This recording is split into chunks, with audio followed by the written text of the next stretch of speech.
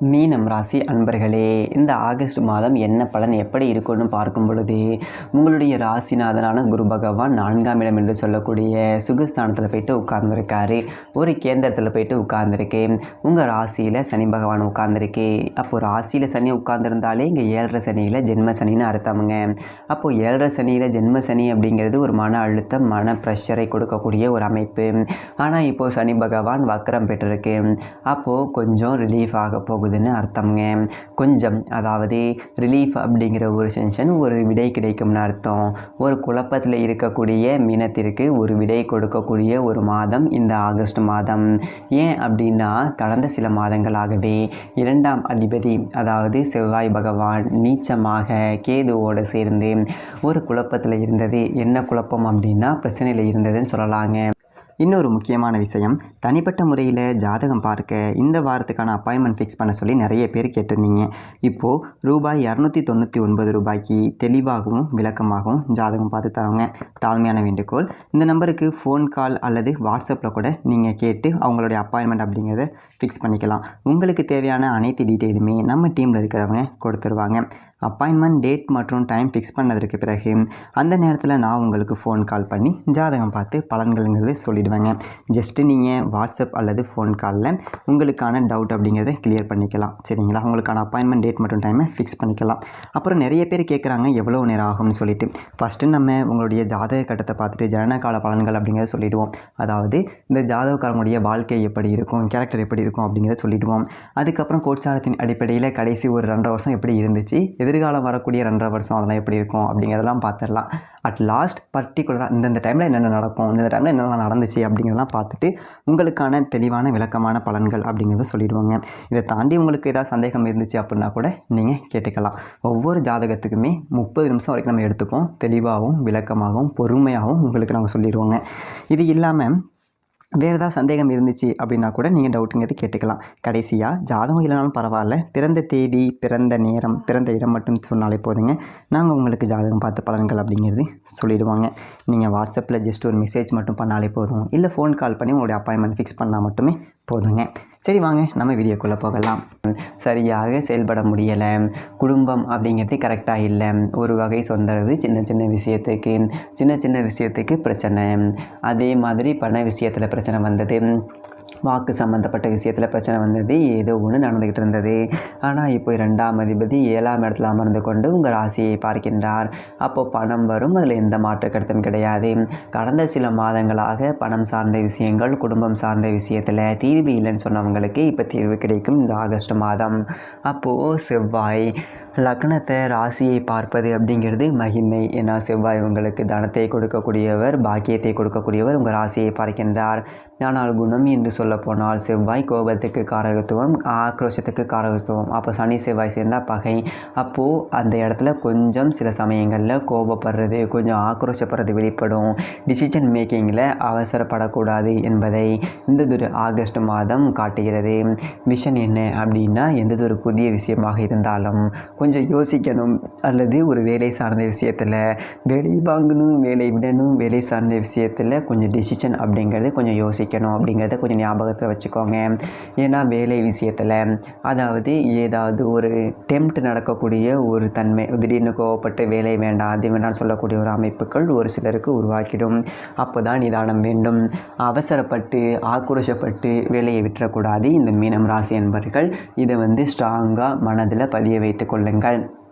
அதே மாதிரி இப்போ இருக்கக்கூடிய காலகட்டம், வேலை அப்படிங்கிறது நிச்சயமாக உண்டானா உண்டு. ஏன்னா உங்கள் ராசிநாதன் 10ஆம் இடத்தை பார்க்குறாரு. ஒரு மாற்றம், வேலை மாற்றம், உத்தியோக மாற்றம், ஊர் மாற்றம், இடமாற்றம், இது எல்லாமே உண்டு. இது இல்லைன்னு சொல்லலை. மாறும்போது இன்னொரு வேலையை அமைச்சிக்கிட்டு தான் மாறணும்.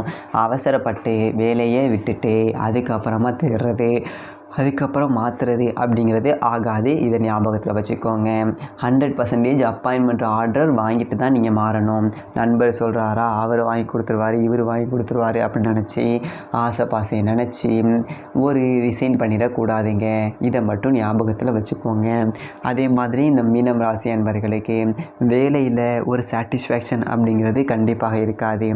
ஏதாவது ஒரு குழப்பங்கிறது இருக்கும். நல்லா வேலை பார்ப்பீங்க, ஏதாவது ஒரு சங்கடங்களை கொடுக்குற மாதிரி மாதிரி ஒரு ஒத்துழைப்பு இல்லாத ஒரு அமைப்பு இருக்கும், பிடிக்காத மாதிரி ஒரு ஃபீலிங்ஸ் இருக்கும். இது எல்லாமே கண்டிப்பாக இருக்க தான் செய்யும். ஏன்னா மனசு பாதிக்கப்படுது, மனசு மறைக்கப்படுகின்றது, டிசிஷன் மேக்கிங்கில் குளறு ஏற்படும், அப்போது சாட்டிஸ்ஃபேக்ஷன் இல்லாத ஒரு தன்மை. அப்போது நீங்கள் எங்கே வேலை பார்த்தாலும் சரி, இல்லை இங்கே விட்டுட்டு வேறு இடத்துல வேலையை பார்த்தாலும் சரி, எங்கே வேலை பார்த்தாலும் உங்கள் மனசில் ஏதாவது ஒரு சாட்டிஸ்ஃபேக்ஷன் இல்லாத ஒரு தன்மையை இந்த மீனத்துக்கு ஏற்படுத்தும். அதனால் நீங்கள் அவசரப்படக்கூடாது அப்படிங்கிறது நான் சொல்கிறேன். அது யாருக்கு அதிகமாக இருக்கும் ஒரு மாதிரியான பிரச்சனை இருக்கும் அப்படின்னா, அது பயப்பட வேண்டிய அல்லது அக்கறை எடுத்துக்கொள்ள வேண்டிய ஒரு நபர்கள் அப்படின்னா அது மீனம் ராசியில் உத்திரட்டாதி நட்சத்திரத்தில் பிறந்தவர்கள் மட்டும் கவனம் எச்சரிக்கையோடு இருக்கணும். இது நம்பர் 1ங்க. நம்பர் 2 என்ன அப்படின்னா, யாருக்கெல்லாம் இந்த மீனராசி அன்பர்களுக்கு சுக்கிரனுடைய ஒரு புக்தி நடக்கின்றதோ அவர்களுக்கு ஒரு அழுத்தம் ப்ரெஷர் அப்படிங்கிறத கொடுக்கும்.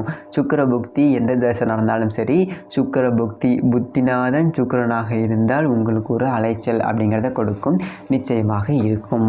அதே மாதிரி எந்த திசை நடந்தாலும் சரி, சூரியனுடைய புக்தி அப்படிங்கிறது நடக்குது அப்படின்னா என்ன வரும் அப்படின்னா கோபம் வரும், எதிர்ப்பு அப்படிங்கிறது வரும், பகை அப்படிங்கிறது வரும், கடமை அப்படிங்கிறது உருவாகும்.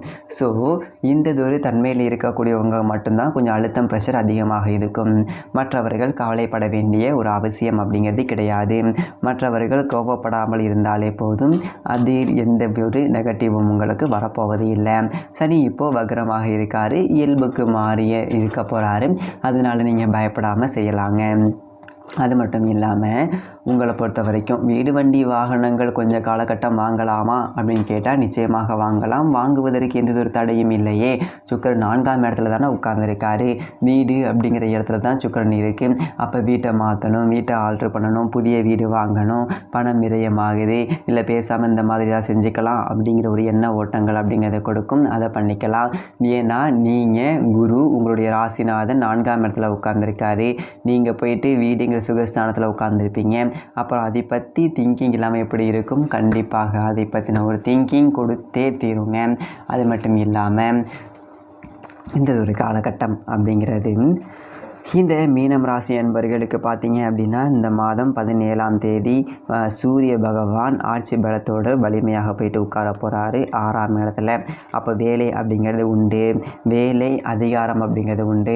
மீனம் ராசி அன்பர்கள் அதிகாரம், அட்மினிஸ்ட்ரேஷன், தலைமை பண்பு தேடி வரக்கூடிய ஒரு அமைப்பு அப்படிங்கிறது இருக்கின்றது. அது மட்டும் இல்லாமல் அங்கே போனாலும் என்ன அப்படின்னா பதவி கிடைச்சாலும் கொஞ்சம் டென்ஷன் ப்ரெஷரோடு இருப்பீங்க, அவ்வளவுதான். மாற்றம் என்பது உண்டு. ஆனால் அப்பாவினுடைய ஒரு ஹெல்த்துக்கு மட்டும் கொஞ்சம் கேர் கொடுங்க. ஏன்னா சூரியன் 6ஆம் இடத்துல கேதுவோடு சேர்ந்து இருக்கிறதுனாலையும் 12ஆம் இடத்தை டச் பண்ணுறதுனாலையும் ஆஸ்பத்திரி செலவு, கொஞ்சம் ஏதாவது ஹெல்த் சார்ந்த விஷயத்தில் கொஞ்சம் கவனம் எடுத்துக்கொள்வது அப்படிங்கிறது இந்த மீனத்துக்கு சிறப்பு. அப்பாவோட சண்டை சச்சரவுக்கு போகக்கூடாது, அப்பாவை நல்லா பார்த்துக்கணும் என்கின்ற ஒரு எண்ணத்தை மனசில் வந்துட்டு போகும். மற்றபடி எந்த ஒரு தீமையும் உங்களுக்கு ஏற்படுத்த போவதே கிடையாது. சரி, ஓகே, சரி, நான் வெளிநாடு போயிட்டு வேலையை பார்க்கணும் அப்படின்னு சொல்லிட்டு நினைக்கிறேன். இந்த ஒரு காலகட்டம் அப்படிங்கிறது அது அனுமதி கொடுக்குமா அப்படின்னு சொல்லிட்டு கேட்டிங்க அப்படின்னா நிச்சயமாக உங்களுக்கு அனுமதி கொடுக்கும். அதில் மாற்று கருத்து கிடையாது.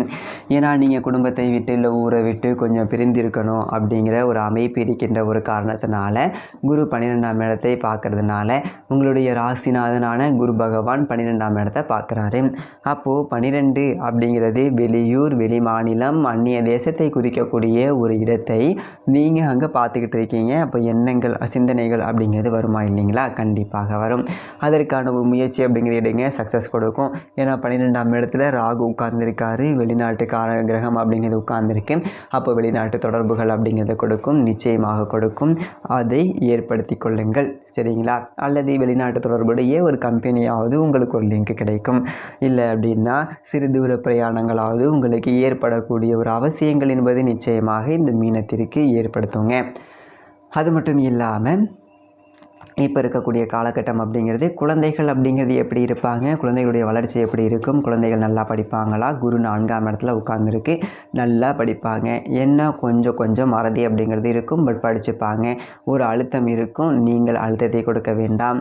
பேரண்ட்ஸ் குழந்தைகளுக்கு கண்டிப்பாக அழுத்தத்தை கொடுக்க வேண்டாம். இந்த ஒரு காலகட்டம் ஏன்னா நெகட்டிவ் உணர்வுகளை வளர்க்கும். ஏன் அப்படின்னா ஜென்ம சனி இல்லைங்களா, அப்போது சனி சந்திரன் மறைக்கிறது இல்லைங்களா, அப்போது அவங்களுக்கு சில குழப்பங்கள் இருக்கும். ஸ்கூல்லேயும் ரொம்ப அழுத்தம் ப்ரெஷர் இருக்கும்.